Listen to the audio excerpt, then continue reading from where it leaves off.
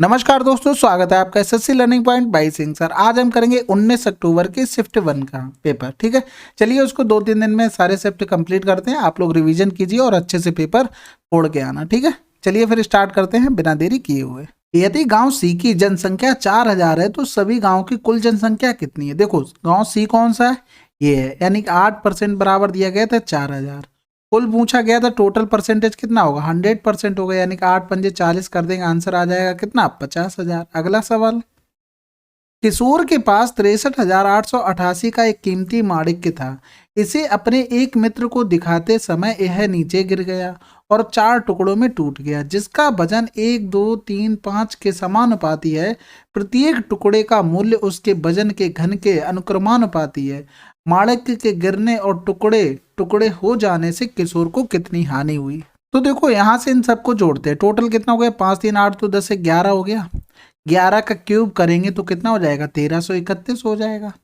अब टूटने के बाद क्या हुआ, 1 का क्यूब प्लस हो जाएगा 2 का क्यूब प्लस हो जाएगा 3 का क्यूब प्लस हो जाएगा 5 का क्यूब, यानी कि यहाँ से 125 प्लस 3 3 9 3 27 प्लस 2 दूनी 4 दूनी 8 प्लस का 1 हो गया, यानी कि 8 1 9 हो गया, 9 7 16 हो गया, 16 और 5 21 हो गया। हासिल लगा 2 2 2 4 हो गया, 4 2 6 हो गया, यानी कि 161 रुपया अब हो गया। तो उसे नुकसान कितना हुआ, घटा 0 हो गया, 13 से 6 गया 7 हो गया, 2 से 1 गया 1 हो गया, एक, यानी कि 1170 बचा हुआ। तो उसे नुकसान कितने का हो गया, 1170 रुपए का नुकसान हो गया, यानी कि पहले वैल्यू कितनी थी उसकी, 1331, 63,888 थी। अब कितने की निकालनी है, उससे कितने किशोर को कितनी हानि हुई, यानी कि 1170 की हानि हुई। इसी की वैल्यू 11 एकम 11 हो गया, 11 दूनी 22 हो गया, 11 एकम 11 हो गया, 11 पन्ना 55 हो गया, बचा 8 हो गया, 11 अट्ठे 88, 0 11 अट्ठे 88 कर दो, 11 11 में 121, 11 पन्ना 55, 3 बच गया, 11 दूनी 22, 11 अट्ठे 88, फिर से काट दो, 11 पन्ना 55 हो जाएगा, ज़्यादा 11 चौक 44, 11 अट्ठे 88 हो गया, यानी कि 48 इंटू 1170, 7 अट्ठे 56, यानी कि 6 जीरो लास्ट में किस में है, इसमें आंसर लगाओ, आगे बढ़ो। ठीक है, अगला सवाल देखो, ये ट्रिग्नोमेट्री का फार्मूला बेस्ड क्वेश्चन था, इसको बता देते हैं, इसको 2-3 रिजल्ट और होते हैं, उसको भी नोट कर लेना। ठीक है, डायरेक्ट आंसर इसका ये आता है। तो देखो यहाँ से ये फार्मूला लिखा था किसका, cos a माइनस बी का, तो लिखेंगे cos 60, फिर cos अल्फा, माइनस वाले में प्लस हो जाता है, और sin 60 और sin अल्फा हो गया। इसी तरीके से इसका खोलेंगे तो यहाँ पर ये सेम चीजें आएंगी, लेकिन प्लस की जगह क्या हो जाएगा, माइनस का हो जाएगा, यानी कि यहाँ पर हम लिख सकते हैं ए प्लस बी और ए माइनस बी, यानी कि बराबर क्या हो जाएगा, ए स्क्वायर माइनस का बी स्क्वायर हो जाएगा। यानी कि इस चीज को अब यहाँ से डायरेक्ट लिखते हैं, cos square 60 cos square alpha minus sine square 60 और साइन स्क्वायर अल्फा हो गया। और तुम्हारा जो ब्रैकेट में जो वहां छोड़ के आए थे वो क्या था, कॉस अल्फा छोड़ के आए थे ऊपर, ये वाला। ठीक है, तो यहाँ से देखो इसकी वैल्यू 1/4 हो गई, कॉस स्क्वायर अल्फा हो गया, और यहाँ से देखो इसकी वैल्यू क्या हो जाएगी, 3/4 हो जाएगी, 1/4 कॉमन ले लिया यहाँ से, सिंपल सी बात हो गई। ये हो गया 1 माइनस कॉस स्क्वायर अल्फा हो गया, समझे रहे ना बात को, फिर बाद में कहो क्या हो गया। ठीक है, फिर यहाँ से करेंगे कॉस स्क्वायर अल्फा माइनस का 3, माइनस माइनस क्या हो जाएगा, प्लस का 3 कॉस स्क्वायर अल्फा हो जाएगा, समझे रहे ना बात को। फिर यहाँ से देखो 1/4, यहाँ से किया कॉस स्क्वायर अल्फा, लेकिन 3 और 1 कितना हो जाएगा, 4 हो जाएगा, माइनस का 3 हो गया, कॉस अल्फा हो गया। यहाँ से जब अंदर मल्टीप्लाई कर देंगे तो बन जाएगा 4 कॉस क्यू अल्फा माइनस का 3 कॉस अल्फा। ये डायरेक्ट फार्मूला बन गया किसका, कॉस 3 अल्फा का, ये डायरेक्ट रिजल्ट आ जाता है। तो इस चीज को आप डायरेक्ट याद रखें फार्मूले के तौर पे। ठीक है, चलिए मैं और कुछ फार्मूले बता देता हूँ, ये वाले हैं, ये सारे नोट कर लेना। ठीक है, अपने कॉपी में अच्छे से नोट कर लेना और याद कर लेना, ऐसा नहीं है कि भूल जाओ, कभी भी पूछ सकता है भाई, एसएससी है। अगला सवाल करते हैं, एक निश्चित धनराशि पर 15% वार्षिक दर से 5 वर्ष और 4 वर्ष के साधारण ब्याज का अंतर इतना है, तो राशि ज्ञात कीजिए। सिंपल सी बात है, 5 और 4 का डिफरेंस 1 हो रहा, 15 गुणा 1 करेंगे तो 15 बराबर आ गया 2 5 5, राशि निकालनी थी यानी कि 100 बराबर निकालेंगे तो 2 5 5 बटे 15 गुणे 100 हो गया, यानी कि यहाँ से करेंगे तो 15 एकम 15, 15 सत्ते 105, आंसर आ गया 1700। समझ गए होंगे, नहीं समझे देखो, अगर राशि इतनी होती तो 15% लिखते, 5 वर्ष में इतना ब्याज मिलता, फिर क्या करता है, यही राशि थी, फिर 15% गुणे 4/100 करते, माइनस का करते तो क्या 255 आ जाता। तो हमने पी को मान लिया 100, पी को मान लिया क्या 100 मान लिया। तो यहाँ से ब्याज कितना मिला 15 गुणे 5, यहाँ से कितना मिला 15 गुणे 4, 15 हमने कॉमन ले लिया, डिफरेंस 15 गुणे 1 हो गया, बराबर मान लिया 255, 100 बराबर निकाल लिया। अगला सवाल, एक व्यक्ति ने दो वस्तुएं 1800 में खरीदी और पहली को 15% के लाभ पर और दूसरी को 30% के लाभ पर बेचा। यदि वह पहली वस्तु को 30% के लाभ पर और दूसरी वस्तु को 15% के लाभ पर बेचता तो उसे 3 अधिक मिलता। दो वस्तुओं के क्रय मूल्य में कितना अंतर था। तो देखो, अगर पहली वस्तु का मूल्य x मान लें तो 15% लाभ पर बेचता कितना प्रॉफिट लेता, 15% लेता। दूसरी वस्तु को अगर y मान लें तो 30% प्रॉफिट लेता, इतना लेता। फिर कह रहा पहली वस्तु को 30% और दूसरी वस्तु को 15% के लाभ पर बेचता तो उसे 3 रुपए अधिक मिलता। यानी कि जब इसको हम बराबर करेंगे तो हमें इसमें से क्या करना पड़ेगा, 3 जोड़ना पड़ेगा या घटाना पड़ेगा, हमें इसमें से 3 घटाना पड़ेगा तो दोनों बराबर आ जाएंगे। समझ गए बात को। x वाले एक तरफ करो या y वाले दोनों एक तरफ कर लो, कोई दिक्कत वाली बात नहीं। यहाँ से देखो, यहाँ से यहाँ x 15%, ये आ जाएगा x का 30%, ये प्लस y का 30%, फिर माइनस का y 15%, बराबर क्या हो गया माइनस का 3 हो गया। इन दोनों में डिफरेंस करेंगे कितना आ जाएगा 15 आ जाएगा, वो भी माइनस का 15, परसेंटेज में और चल रहा है ये ध्यान रखते रहना, प्लस का इन दोनों का डिफरेंस करेंगे तो कितना आ जाएगा प्लस का 15% y बराबर माइनस का 3, माइनस का पूरे में मल्टीप्लाई कर दो तो देखो जो भी माइनस का वो प्लस का हो जाएगा। 15% हमने कॉमन ले लिया, x माइनस का y और बराबर हो गया 3। ठीक है, माइनस वाले क्या हो गए प्लस हो गए, प्लस वाले माइनस हो गए। अब यहाँ से 15% को क्या लिख सकते हैं बटे 100 कर सकते हैं, ये हटा दो। यहाँ से करेंगे 3 पंजे 15 हो गया, 5 दूनी 10 हो गया और x माइनस y बराबर कितना आ गया 20 आ गया, आंसर आ गया। अगला सवाल, एक बेलन पूरी तरह पानी से भरा है, व्यास इतने सेंटीमीटर और ऊंचाई 3 सेंटीमीटर की कुछ बेलनाकार गोलियों को एक एक करके बेलन में डुबोया जाता है। बेलन से इतना लीटर पानी ओवरफ्लो बाहर निकल जाता है, तो जिस बर्तन में इकट्ठा किया जाता है बेलन में कितनी गोलियां डुबोई गई थी। यानी कि वो भी जितनी गोलियां डुबोई गई होंगी वो कब डुबोई, जब पूरा भरा था उसके बाद, यानी कि जो भी पानी बाहर आया होगा जितनी गोलियां डाली गई होंगी उसके आयतन के बराबर होगा। अब तुम्हें मान लो लीटर से सेंटीमीटर क्यूब सेंटीमीटर में चेंज करना नहीं आ रहा तो जरूरी नहीं है। रीजन क्या है, यहाँ पर देखो कोई नंबर सेम लिखा है नहीं लिखा है, तो फिर क्या मतलब रह गया उस चीज का। यानी कि डायरेक्ट तुम लगाओ यहाँ से, यानी कि बेलन का आयतन कौन से बेलनाकार जो गोलियां थी उसमें, ठीक है ठीक है, कैसी गोलियां थी बेलनाकार गोलियां थी, ये ध्यान रखना, उसके बराबर करेंगे। तो पाई आर स्क्वायर हो गया, यानी कि 1.4/2 इंटू 1.4/2 इंटू हाइट हो जाएगी, बराबर क्या हो गया 5.544। ये तो तब कर रहे हैं जब हमें चेंज करने का आइडिया ही नहीं कैसे होंगी। और ये गोलियां कितनी रही होंगी, n रही होंगी, बात समझ गए यहाँ से। तो यहाँ से अब काटना शुरू करते हैं, यानी कि ये 0 कर लो, ये इधर से 0 कर लो, पहले तो 3 से काट दो, यहाँ से ये कर लो 3 0, ठीक है 2 0 तो यहाँ से चले गए, ये चीज ठीक है। फिर यहाँ से 3 करे, 3 एकम 3 हो गया, 2 बचा, 3 अट्ठे 24, 1 बचा, 3 चौकू 12, 3 अट्ठे 24 हो गया। फिर 14 से करेंगे, 14 एकम 14 बचा कितना 4/14 थी, 42 हो गया। फिर 14 दूनी 28 हो गया। फिर देखो यहाँ से काट दो, 2 सत्ते 14 हो गया। फिर 7 से कटेगा, बिल्कुल नहीं कटेगा, लेकिन यहाँ पे 22/7 तो लिख सकते हैं, ये 7 से 7 चला गया। फिर वहां से देखो कितनी बार, 11 दूनी 22 हो गया, 11 एकम 11 हो गया, 11 दूनी 22 हो गया, ये 2 से 2 कट गया, यानी कि n बराबर कितना आ गया 12/10 आ गया। अब सिंपल सा देखो, अगर हम चेंज करते 1000 का गुणा करते भाग करते या 100 का गुणा करते 100 का भाग करते, आंसर में कहीं ना कहीं तो 12 मिलना चाहिए था। तो कौन से ऑप्शन में मिल रहा है, इसमें मिल रहा है। बाकी आप लोग क्या कर सकते 1000 का गुणा कर सकते थे, आंसर आ जाता आप लोगों का, ठीक है। तो ये चीज़ें होती हैं, अब कोई मतलब चिंता मत किया करो, अगर चेंज करना नहीं आ रहा है, ऑप्शन अलग अलग दिए हैं तो जरूर सॉल्व करो। अगला सवाल करते हैं, 30 और 60 के बीच कितनी अभाज्य संख्याएं हैं। देखो ये याद कर लो तो ठीक है, नहीं याद करोगे तो आप लिख के देखना है, बस सिंपल सी बात है, 7 आंसर होगा। ये देखो इसकी एक लिस्ट मैं प्रोवाइड कर रहा हूँ, उसको नोट कर लेना आप लोग। तो देखो ये लिस्ट है तुम्हारे पास, इसको अच्छे से याद कर लो। ये एक नंबर है, इसे देखो 44 22 322 321, क्या नंबर है? 44 22 322 321। क्या नंबर है? 44 22 322 321। याद कर लेना ये अच्छे से। यहाँ से देखो निकालते, जब यहाँ से जब निकालते तो कितने नंबर मिलते? 2 ये मिलते, 3 ये मिलते, 3 2 5 हो गया, 5 2 7 मिल गए, आंसर आ जाता। तो इसको याद कर लो, अक्सर एसएससी में ये सवाल पूछे जाते हैं। ठीक है, अच्छे से इसको सामने लगा लेना जहाँ कहीं भी आप पढ़ते हैं, और उस पर ये नंबर लिख लेना 44 22 322 321। ठीक है, अच्छे से याद कर लेना। अगला सवाल करते हैं।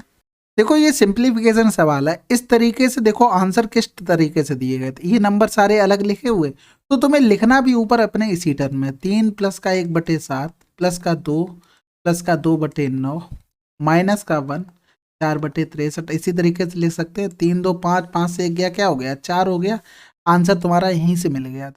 ठीक है, तो इस तरीके से कर लिया करो तो जल्दी आंसर आ जाएगा। 4 कितना हो गया? 63 हो गया। एलसीएम लेंगे इनका, क्या हो जाएगा? 63, 4 नेम 63 हो गया, 9 7 63, 7 दूनी 14 हो गया, माइनस का 4 हो गया, यानी कि 14 से 4 गया 10 हो गया, 10 9 19/63, आंसर आ गया। अगला सवाल देखो, ये सिंपल सी बात है, ये भी बहुत आसान चीज है। ये होती कहाँ से? देखो ये लिखा है x² प्लस का y² प्लस का xy, और ये ब्रैकेट में था x² प्लस का y² माइनस का x। जब इन दोनों का मल्टीप्लाई करते हैं, इसको पूरे को मान लेते हैं कैपिटल ए, इसको मान लेते हैं बी, इसको मान लेते हैं कैपिटल ए, इसको मान लेते हैं बी, तो क्या बनता है? x² प्लस y² का होल स्क्वायर माइनस का xy का होल स्क्वायर बनेगा।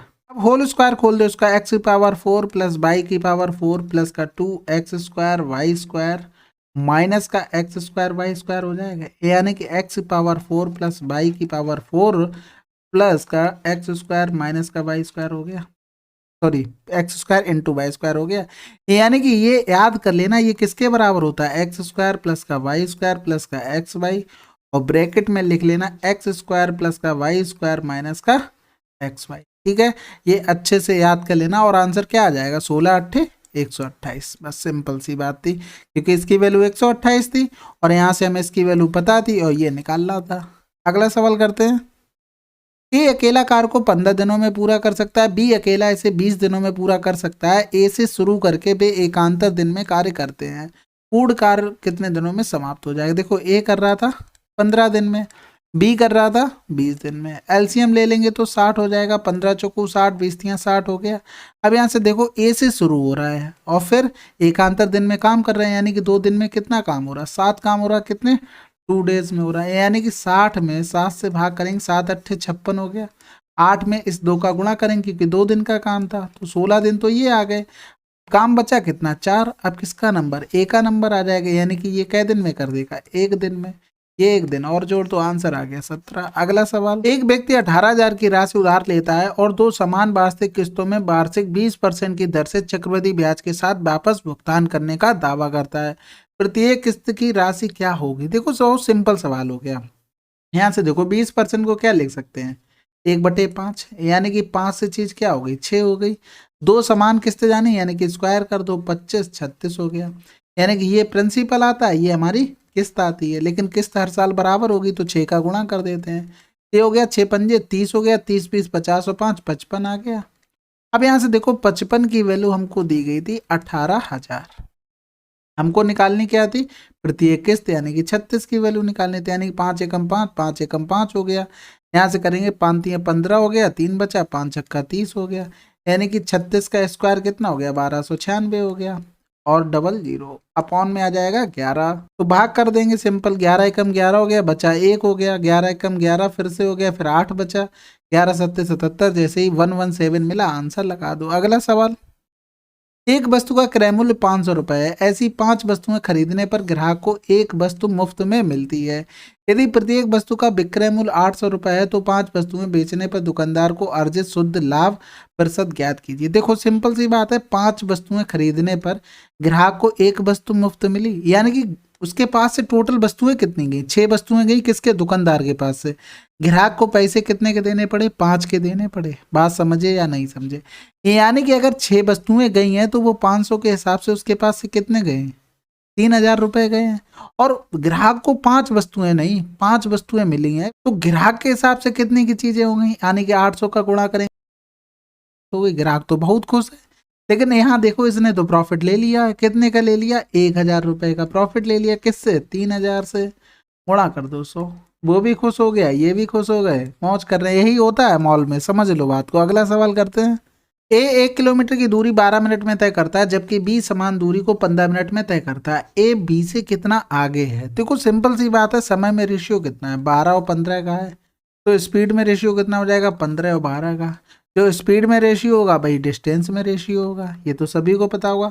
15 में कितनी लीड दे रहा वो, 3 की। और फिर कितना, 1 किलोमीटर का पूछा गया है, यानी कि 3/15 गुणे 1 कर देंगे। अब 1 कर देंगे लेकिन मीटर में चाहिए, यानी कि 1,000 का गुणा हो गया, 3 पंजे 15 हो गया, 5 दूनी 10 हो गया, यानी कि 200 मीटर आंसर। अगला सवाल। कोर ए वाले कितने बराबर घन एक व्यक्ति 3 बराबर घन एक पंक्ति में आसन्न रूप से रखे गए हैं, इस प्रकार निर्मित नए घनाओं का संपूर्ण पृष्ठीय क्षेत्रफल क्या होगा। अब देखो तीनों का अगर इंडिविजुअल निकालते तो 6a² मल्टीप्लाई 3 करना पड़ता।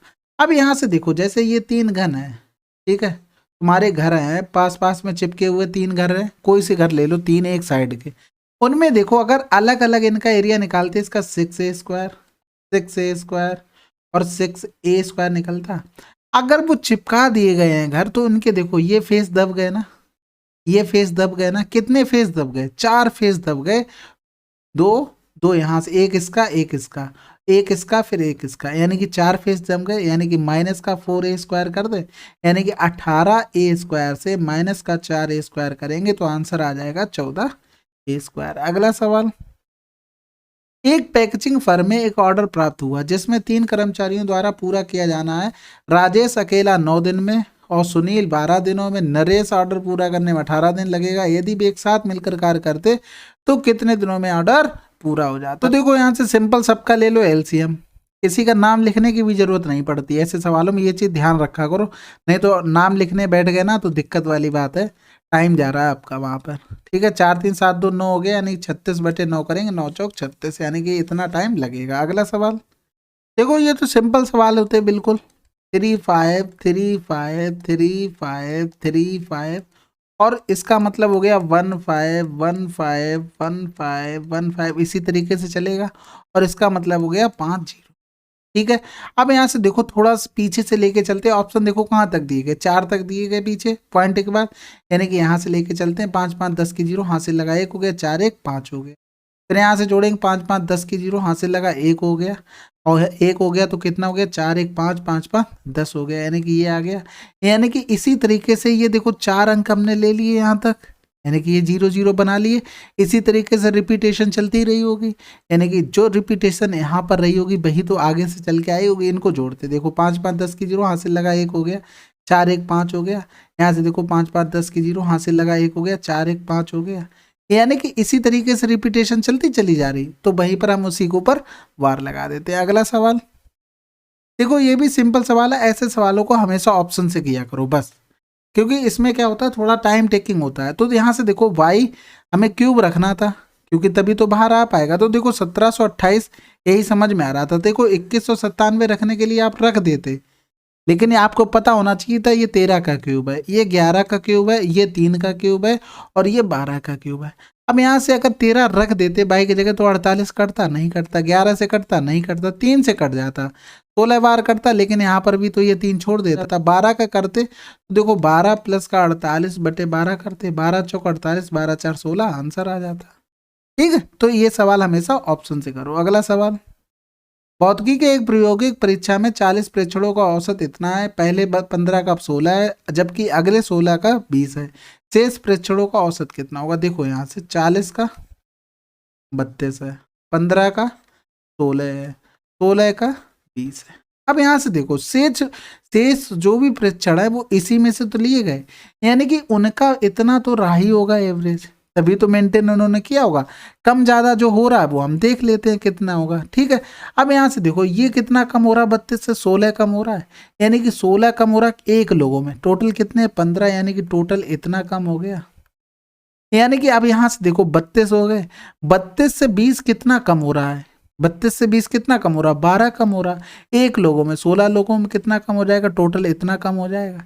यानी कि यहाँ से इन दोनों को जोड़ेंगे तो 16 कॉमन ले लिया हमने, 16 कॉमन ले लिया, वो भी माइनस का 16 कॉमन ले लो तो देखो 15 12 कितना हो गया, 27 हो गया। यानी कि ये किसका आया, माइनस का आया। ये माइनस का है, इसकी भरपाई कौन करेगा, ये नंबर जो रह गए हैं, तभी तो एवरेज मेंटेन होगा। ये नंबर थे कितने, इनको जोड़ो, 6 5 11 के एक हासिल लगा, 1 हो गया, 2 1 3 हो गए। यानी कि 40 से 31 घटाएंगे तो 9 नंबर बचे होंगे, 9 नंबर ये भरपाई करेंगे। यानी कि पास समझ गए, यानी कि टोटल कितना हमें भरपाई करना है, इतना एक नंबर कितना भरपाई करेगा, 9 से डिवाइड कर दो, 16 3 48 भरपाई करना पड़ेगा। अब इसको जोड़ देंगे, 8 2 10 की 0, हासिल लगा 1 4 4 8 हो गया। यानी कि जो भी कम आया था वो हमने उस नंबर से भरपाई करवा ली, उन लोगों का एवरेज हमें पता लग गया। अगला सवाल, एक समकोण त्रिभुज ABC 90 है, देखो A B और C, ये हो गया 90। BN AC पर लंबवत है, BN AC पर लंबवत है, ठीक है, बात समझ गए। AB 12 है और AC कितना है, 20 है। और AN रेशियो NC, यानी कि AN यानी कि ये वाली अगर भुजा निकालेंगे तो 144/20 हो गई। और NC देखो यहाँ से 12 और 20, यानी कि 4 3 12, 4 5 20, 4 चौको 16 हो जाएगा पाइथागोरस। तो ये वाली NC भुजा कितनी हो गई, 16 का स्क्वायर बटे 20 हो गई, ठीक है। तो यहाँ से देखो 144/20 रेशियो बनाना था, 16 सोलियम 256/20 हो गया, यानी कि ये तो चला गया। यहाँ से करेंगे तो काटते हैं, देखो 16 ने में 144 हो गया, यहाँ से 16 एकम 16 हो गया, और 16 सोलियम 256 किया ना, 16 बार चला जाएगा, 9 रेशियो 16 आंसर आ जाएगा। ये देखो समकोण त्रिभुज की प्रॉपर्टी हमेशा आप अच्छे से याद करके रखना, इस पे सवाल जरूर आता, सवाल जरूर आता पेपर में, ये ध्यान रखना। अगला सवाल करते हैं, ए की आय बी की आय से 30% अधिक है तो बी की आय ए की आय से कितने परसेंट कम है। तो देखो ए की आय बी की आय से 30% कम है। अब कह रहा है बी की आय ए की आय से कितने परसेंट कम है, देखो यहाँ से कितनी कम है, 30 कम है, और ए से तुलना करवा रहा था, गुणा कर 200, यानी कि यहाँ से आ गया 300/13 आ गया, तो 13 दूनी 26 हो गया, बचा कितना है, 4 बचा, तो 13 तिया 39 हो गया, फिर 1/13 आंसर आ गया। अगला सवाल करते हैं, चलिए फिर 19 अक्टूबर की शिफ्ट 1 आपकी कंप्लीट हो गई है। मिलते हैं अगले वीडियो में, तब तक के लिए जय हिंद जय भारत।